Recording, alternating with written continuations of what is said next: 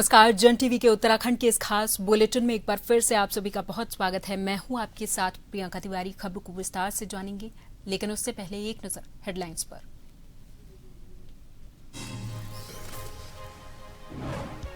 दिल्ली देहरादून की दूरी घटी, 2.5 घंटे में पहुंचे धामी। इकोनॉमिक कॉरिडोर को बताया गेम चेंजर, कहा नए भारत की तेज रफ्तार।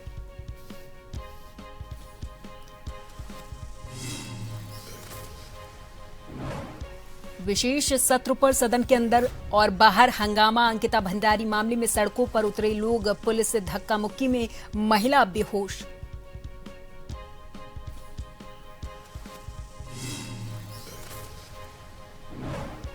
Dehradun housing land fraud, builder Rakhi Dubai में गिरफ्तार, पति दीपक मित्तल अब भी फरार।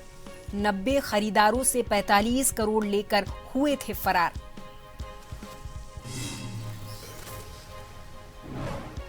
मसूरी में जाम और अवैध पार्किंग पर हाईकोर्ट सख्त, मुख्य सचिव को 2 हफ्ते में हाई पावर कमेटी बनाने के आदेश। शहरी विकास, पर्यटन और गृह सचिव होंगे शामिल।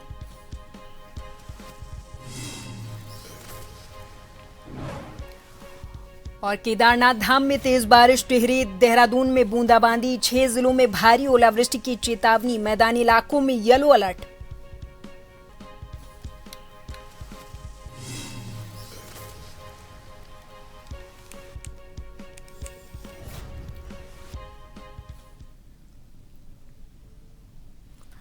दिल्ली और देहरादून के बीच की दूरी अब पहले से काफी कम हो गई है। मुख्यमंत्री पुष्कर सिंह धामी ने दिल्ली देहरादून इकोनॉमिक कॉरिडोर के जरिए दिल्ली से देहरादून तक का सफर मात्र 2.5 घंटे में पूरा किया। दिल्ली दौरे से सड़क मार्ग के द्वारा लौटते हुए मुख्यमंत्री ने इस गलियारे का व्यक्तिगत अनुभव किया है।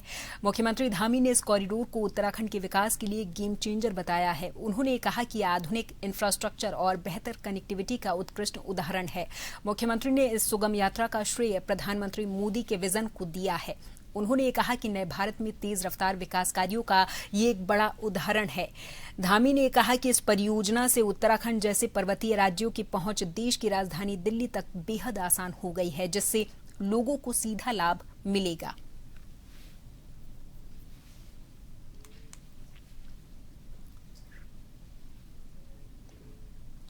देहरादून विधानसभा में आयोजित 1 दिवसीय विशेष सत्र के दौरान महिला आरक्षण और नारी शक्ति को लेकर व्यापक चर्चा देखने को मिली है। सत्ता पक्ष और विपक्ष दोनों ने ही इस महत्वपूर्ण विषय पर अपने अपने विचार रखे और महिलाओं की भागीदारी बढ़ाने पर जोर दिया है। विधानसभा के अध्यक्ष रितु खंडूरी ने ये कहा कि इस सत्र में नारी सम्मान और लोकतंत्र में उनके अधिकारों पर चर्चा हुई। उन्होंने ये कहा कि नेता सदन के द्वारा चर्चा की शुरुआत की गई, जिसके बाद नेता प्रतिपक्ष ने भी अपने विचार रखे हैं।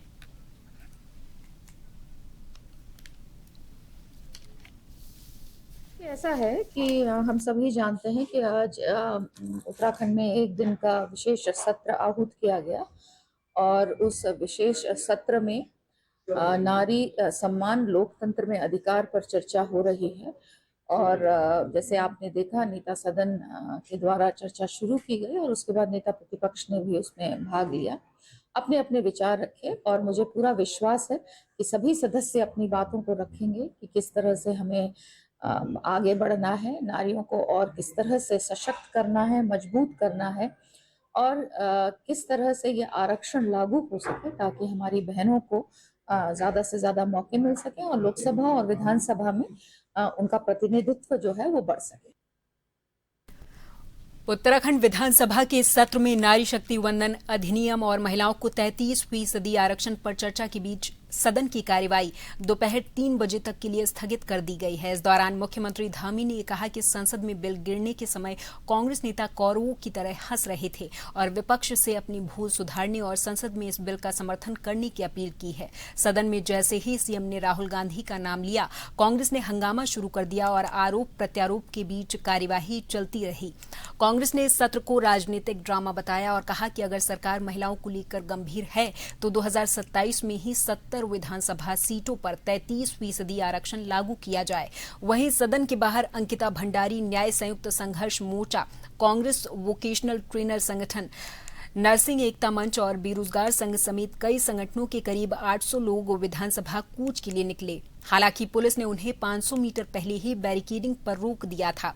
करीब 2 घंटे तक चले इस प्रदर्शन के दौरान पुलिस और प्रदर्शनकारियों के बीच धक्का मुक्की भी हुई, जिसमें एक महिला बेहोश हो गई थी।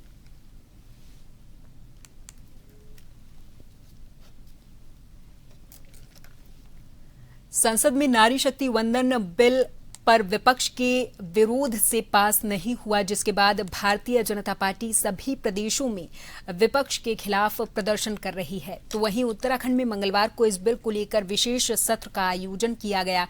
विपक्ष इस सत्र पर सवाल खड़े कर रहा है। विपक्ष का ये कहना है कि सरकार की मंशा ही नहीं है ये बिल पास हो, इसलिए सरकार बेफिजूल का दिखावा कर रही है। अपोजिशन का ये कहना है कि सरकार की अगर मंशा साफ होती तो वो पहले ही इस बिल को लेकर गंभीर होती। उत्तराखंड में अंकिता भंडारी हत्या केस में क्या हुआ ये सभी को पता है। तो वहीं भारतीय जनता पार्टी किस महिला आरक्षण की बात कर रही है ये भी सभी जानते हैं।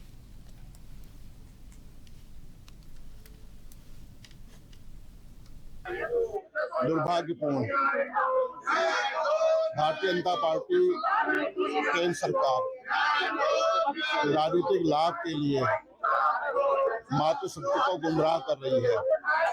आधी आबादी देश में महिलाओं की है और हमने स्पष्ट रूप से कहा है कि 2023 में जो कानून पास हुआ है उसी के आधार पर 33% आरक्षण महिलाओं को दिया जाए। संसद में भी और उत्तराखंड में जो चुनाव होने हैं 2027 में उसमें भी 33% आरक्षण की व्यवस्था हो। उत्तराखंड में आज विधानसभा के 1 दिवसीय सत्र के दौरान भारतीय जनता पार्टी महिला मोर्चा की प्रदेशाध्यक्ष भी महिलाओं के साथ विधानसभा पहुंची, जहां उन्होंने विधानसभा की कार्यवाही के दौरान मुख्यमंत्री धामी को सुना है। उन्होंने मुख्यमंत्री को इस सत्र के लिए धन्यवाद दिया और कहा कि हमारी केंद्र की सरकार ने नारी के सम्मान में सदन में आरक्षण का बिल लाया, लेकिन अपोजिशन उसके खिलाफ नजर आए और ये विशेष सत्र भी नारी के सम्मान को लेकर लाया गया है। साथ ही उन्होंने विपक्ष पर महिला विरोधी होने का आरोप लगाया और कहा कि आगामी विधानसभा चुनाव में प्रदेश की महिलाएं विपक्ष को सबक जरूर सिखाएंगी।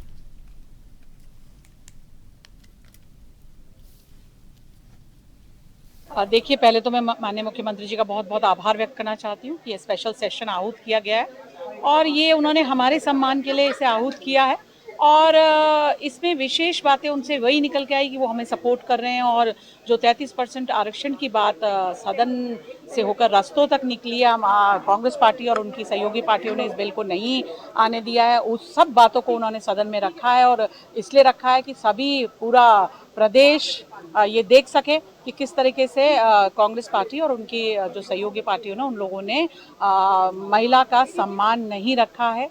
और यही बात कहने के लिए हम लोगों ने भी आक्रोश रैली करी थी। आज मशाल जुलूस है शाम को। देहरादून विधानसभा में महिला आरक्षण को लेकर आयोजित विशेष सत्र के बीच सियासत भी तेज हो गई। इस मुद्दे पर नेताओं के बयान भी सामने आ रहे। पुरोला के विधायक दुर्गेश्वर लाल ने कांग्रेस पर आरोप लगाया और कहा कि पार्टी ने हमेशा महिलाओं को केवल वोट बैंक की तरह इस्तेमाल किया और उन्हें वंचित रखा। उन्होंने कहा कि जब महिलाओं को प्रतिनिधित्व देने की बात आई तो कांग्रेस का रुख स्पष्ट दिखा है।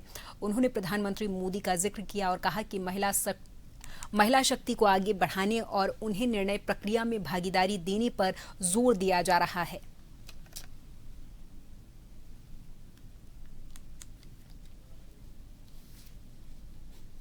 इसके द्वारा जो महिलाओं के साथ जिस तरीके से उन्होंने भेदभाव किया, जो पहले से चली आ रही कांग्रेस की नीति रीति, जो शुरू से लेकर के आज तक हमेशा कांग्रेस ने महिलाओं को, शोषितों को, वंचितों को, दलितों को, वो इस वर्ग को सिर्फ अपना वोट बैंक बना के रखा है। और आज जब बात आई महिलाओं को प्रतिनिधित्व की बात, तो कांग्रेस ने जो 33% जो नारी शक्ति बंधन बिल जो पास होना था, जहाँ पे हमारी मातृशक्ति की भागीदारी होती, उसको कांग्रेस ने जो है और उसके सहयोगी दलों ने बड़ी हंसी खुशी से उसको जो है धराशायी कर दिया। देहरादून विधानसभा में महिला आरक्षण को लेकर चल रही चर्चा के बीच इस मुद्दे पर राजनीतिक दलों के बीच मतभेद भी सामने आए। जहां एक ओर सत्ता पक्ष इसे जरूरी कदम बता रहा तो वहीं विपक्ष के रुख पर सवाल उठाए जा रहे हैं। भारतीय जनता पार्टी के विधायक सुरेश सिंगारिया ने ये कहा कि महिला आरक्षण देश और राज्यों के लिए बेहद महत्वपूर्ण है और इसकी चर्चा अब गांव-गांव तक पहुंच चुकी है। उन्होंने कहा कि ऐसे महत्वपूर्ण विषय पर विपक्ष को भी समर्थन देना चाहिए। उन्होंने अपोजिशन के बयान पर प्रतिक्रिया दी और कहा कि महिलाओं के हित में लिए जा रहे इस निर्णय का विरोध करना उचित नहीं है और सभी को मिलकर इसका समर्थन करना चाहिए।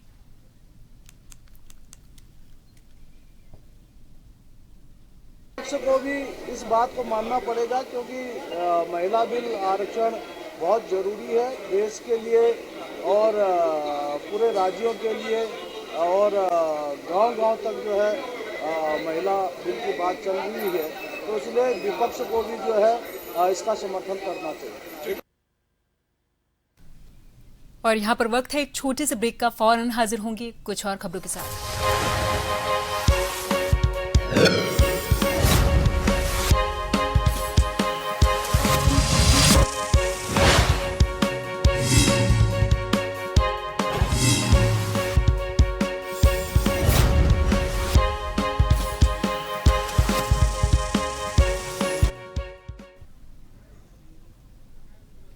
उत्तराखंड के पूर्व मुख्यमंत्री और कांग्रेस के वरिष्ठ नेता हरीश रावत ने अपना जन्मदिन अपने पैतृक गांव मोहनरी में सादगी और उत्साह के साथ मनाया है। इस मौके पर कांग्रेस कार्यकर्ताओं, पदाधिकारियों और उनके समर्थकों ने केक काटकर उन्हें जन्मदिन की बधाई दी और गुलदस्ते और उपहार भेंट कर उनकी दीर्घायु होने की कामना की है। कार्यक्रम के दौरान हरीश रावत ने कुबेर कडाकूटी के द्वारा लिखित पुस्तक यादों में कर्मयोगी का विमोचन भी किया है।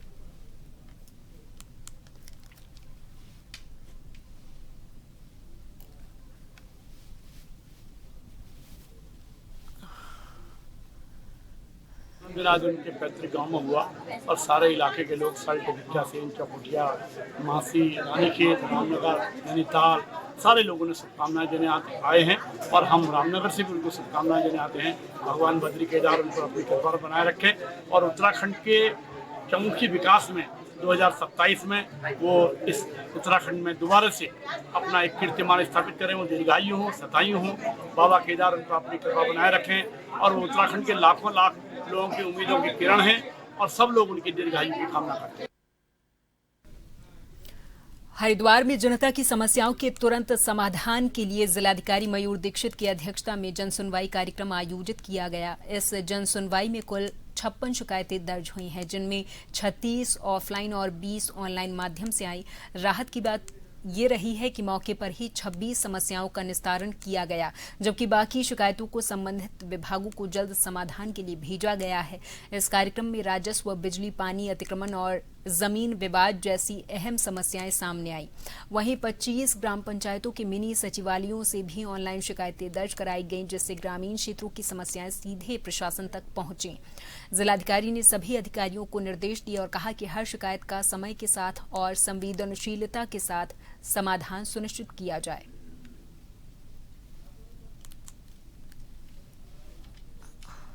की तरह आज भी जन सुनवाई की गई और इसमें सभी डिपार्टमेंट्स की प्रेजेंस में और साथ ही करीबन 25 हमारे ग्राम पंचायत में जो पंचायत घर बने हैं वहाँ से भी पंचायत के प्रधान और साथ ही हमारे विभागीय अधिकारियों के द्वारा और सभी तहसील और ब्लॉक के अधिकारियों के प्रेजेंस में जन सुनवाई की गई, जिसमें फिजिकली 36 शिकायतें दर्ज की गई और जो ऑनलाइन हमारे जो शिकायतकर्ता बैठे थे उनके द्वारा भी करीबन 20 शिकायतें दर्ज की गई।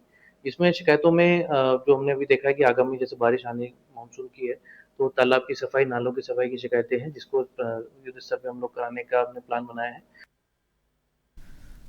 रुड़की के गंग नहर कोतवाली क्षेत्र में एक महिला ने अपने पति और उसके साथियों के खिलाफ शिकायती पत्र देकर कार्रवाई की मांग की है। महिला का ये आरोप है कि उसके पति ने न केवल उसके साथ मारपीट की बल्कि उसके साथी ने उसे गोली मारने की धमकी भी दी।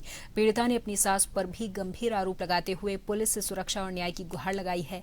महिला की इस गंभीर शिकायत के बाद पुलिस महकमे में खलबली मची हुई है।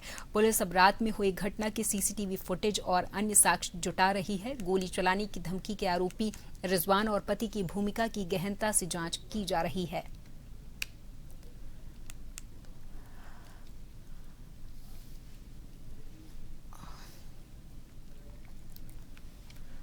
चंपावत में आगामी 17 मई को प्रस्तावित स्नातक स्तरीय परीक्षा को पूरे तरीके से निष्पक्ष और नकल विहीन बनाने के उद्देश्य से उत्तराखंड अधीनस्थ सेवा चयन आयोग के अध्यक्ष जीएस मर्तोलिया की अध्यक्षता में जिला कार्यालय सभागार में समीक्षा बैठक का आयोजन किया गया। इस बैठक के दौरान अध्यक्ष मर्तोलिया ने स्पष्ट दिया और कहा कि पारदर्शी और नकल मुक्त परीक्षाएं ही बेहतर प्रशासन की आधारशिला हैं, जिससे योग्य और प्रतिभाशाली अभ्यर्थियों का चयन सुनिश्चित किया जा सकता है। उन्होंने दो टूक कहा कि परीक्षा प्रबंधन में किसी भी स्तर पर लापरवाही को अक्षम्य माना जाएगा। इस बैठक में आयोग के द्वारा अधिकारियों और कर्मचारियों के लिए नई मानक संचालन प्रक्रिया के तहत सुरक्षा, पारदर्शिता और निगरानी के कड़े प्रावधानों के बारे में विस्तार से चर्चा की गई। इस बैठक में बताया गया कि इस बार परीक्षा केंद्रों पर सुरक्षा की व्यापक इंतजाम किए गए हैं। थोड़ा सा हम लोगों ने नई एसओपी बनाई है और हर लेवल पे सेक्टर मजिस्ट्रेट हों, पर्यवेक्षक हों, केंद्र व्यवस्थापक हों, उनके काम को और बेहतर करने के लिए क्या क्या चीज़ें बेस्ट हो सकती हैं वो हम लोग कर रहे हैं। और इसके साथ ही हम लोग AI बेस्ड सिक्योरिटी ऑडिट कर रहे हैं और लाइव CCTV का भी हम लोग अपने कमीशन के कंट्रोल रूम में बना रहे हैं ताकि सेंटर की सारी एक्टिविटीज़ हमको मिले। इसके साथ ही हम लोगों ने जो जनपद वाइज जो कुछ इस तरह के लोग हैं जो पहले प्रकाश में आए हों, जिनकी गतिविधियां बहुत संदिग्ध रही हैं, उनकी लिस्ट भी हम लोगों ने शेयर कर रखी है और एक बेहतर प्रयास में एक बेहतर कोऑर्डिनेशन से एग्जाम हो, इसका प्रयास है। रुड़की के झबरेड़ा क्षेत्र में मामूली विवाद ने हिंसक रूप ले लिया और बात यहां तक पहुंच गई कि फायरिंग कर दी गई। ये मामला झबरेड़ा कोतवाली क्षेत्र के लाठरदेवा गांव का है, जहां दुकान के बाहर ठेला लगाने को लेकर दो पक्षों के बीच विवाद हुआ है। देखते ही देखते कहासुनी मारपीट में बदल गई और फिर हालात बेकाबू हो गए। आरोप ये है कि मुशीर नाम के युवक ने गुस्से में आकर आकिब पर फायर किया है। गोली लगने से आकिब गंभीर तौर पर घायल हो गया, जिससे गांव में अफरा तफरी मच गई। घायल आकिब को परिजन तुरंत रुड़की के सरकारी अस्पताल लेकर पहुंचे, जहां डॉक्टरों ने उसकी हालत गंभीर देखते हुए हायर सेंटर रेफर किया है।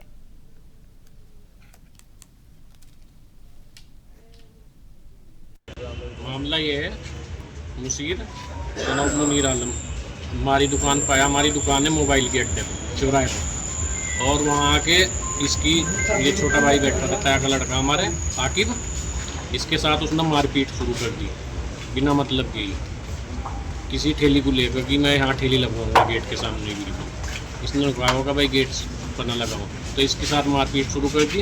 ये सब पीटता वहाँ पकड़ के। फिर कुछ देर बाद मैं चला गया वहाँ पर, फिर मेरे साथ भी लड़ाई हुई। देखो मेरा ये कौन कौन लोग हैं जिन्होंने मारपीट की है?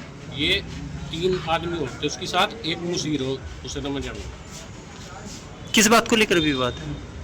बस बात कुछ दिन की बात यही थी, हमारी मोबाइल की दुकान है वहाँ पे, उसके गेट के सामने किसी की आइसक्रीम की ठेली लगवा रहा था। वो मना करा भाई गेट के सामने ना लगवाओ, तो इस बात पे हुई। अच्छा, कोई घायल व्यक्ति है? बताया जा रहा है कि कोई गन शॉट वगैरह का मामला है, गोली भी वगैरह कैसे गोली चलाई 315। किसने चलाई? वो मुशीर ने। कोई घायल हुआ है? हाँ जी, मोहम्मद आकिब सनोफ जुबैर आलम मेरे ताया का लड़का। अभी कहाँ हैं आप लोग? हम सरकारी अस्पताल में ही।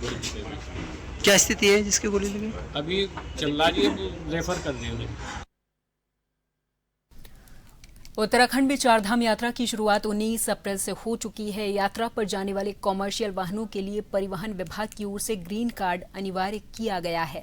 ग्रीन कार्ड जारी करने से पहले वाहन के सभी document, light, indicator, GPS system सहित अन्य सुरक्षा मानकों की जांच की जाती है। अगर वाहन में किसी भी प्रकार की कोई कमी पाई जाती है तो उसे यात्रा की अनुमति नहीं दी जाती है। RTO विभाग ने यात्रियों की सुविधा को ध्यान में रखते हुए 29 मार्च से ही ग्रीन कार्ड बनाने की प्रक्रिया शुरू कर दी थी, ताकि यात्रा शुरू होने पर किसी प्रकार की कोई परेशानी न हो। ARTO निखिल शर्मा ने बताया कि 30 मार्च को परिवहन मंत्री प्रदीप बत्रा की ओर से ग्रीन कार्ड पोर्टल का शुभारंभ किया गया था।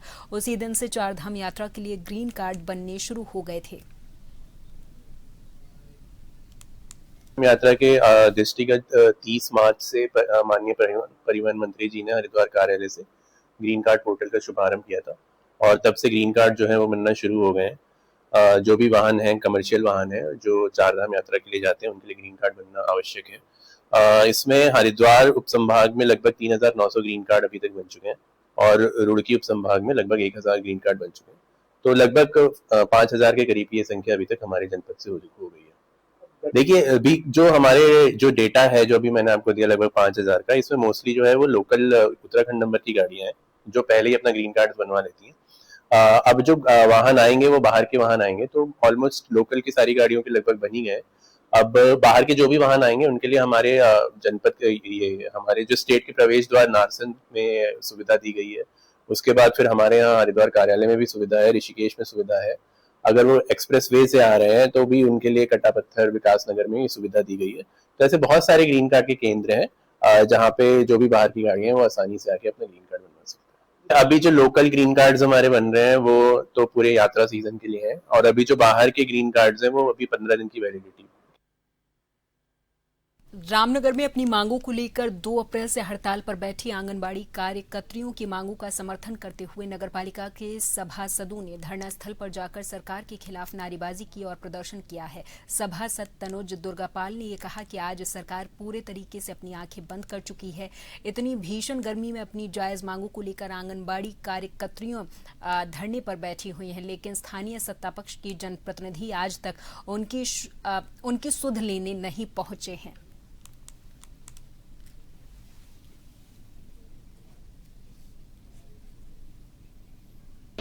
आज हम नगर पालिका के सभी सभासदगण आंगनबाड़ी कार्यकर्ता जो बालाजी पार्क में 2 अप्रैल से धरने में बैठे हुए हैं, इनके समर्थन में इनके धरने को समर्थन देने के लिए हम सब लोग पहुंचे हैं। बड़े शर्म की बात है, हमारे सरकार और सत्ता के लोग इस पर कोई कार्रवाई नहीं कर रहे हैं और न ही कोई इनकी सुध लेने आ रहा है। इतनी गर्मी में हमारी माँ बहनें इस धरने को अंजाम दे रही हैं और मात्र 9,000 रुपये तनख्वाह इनकी सरकार द्वारा मुहैया इनको कही गई है कि 9,000 रुपये तनख्वाह है। और बहुत शर्म की बात है, आज की डेट में एक मजदूर का मानदेय भी सरकारी नियमानुसार इससे काफी ऊपर है। लेकिन हमें बड़े शर्म आती है कि आज हमारी माँ बहनें जो आंगनबाड़ी में काम कर रही है कई अन्य कार्य भी दिए जाते हैं, परंतु इनकी मानदेय बहुत कम है और ये मानदेय बिल्कुल जायज नहीं है। हम नगर पालिका के सभी सभासदगण इनको पूर्ण समर्थन देते हैं और जो भी इनकी मानदेय के विषय में और पेंशन के विषय में जो भी इनकी मांगे हैं हम इनका पूर्ण समर्थन करते हैं। और सरकार अगर इसमें जल्द नहीं जागी तो हम लोग नगर पालिका के सभी सभासद क्षेत्र की जनता को लेकर अपने आंगनबाड़ी कार्यकर्ताओं के साथ रामनगर से लेकर सदन तक की लड़ाई लड़ेंगे और उग्र आंदोलन के लिए बात जाएंगे। देहरादून में सड़क हादसों पर लगाम कसने के लिए पुलिस अब पूरे तरीके से एक्शन मोड में है।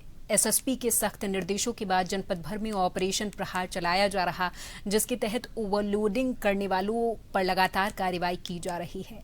इसी क्रम में विकासनगर क्षेत्र में पुलिस ने बड़ी कार्रवाई की और नियमों की अनदेखी कर रहे डंपरों पर शिकंजा कसा है। कोतवाली विकासनगर पुलिस ने हाबर्टपुर चौक पर देर रात सघन चेकिंग अभियान चलाया।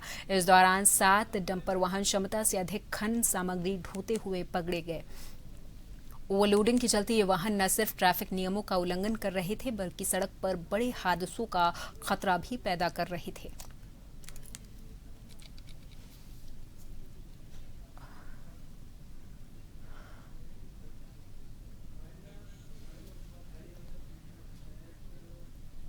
और इसी के साथ इस बुलेटिन में फिलहाल के लिए मेरे साथ बस इतना ही। आप देखते रहें जन टीवी। नमस्कार।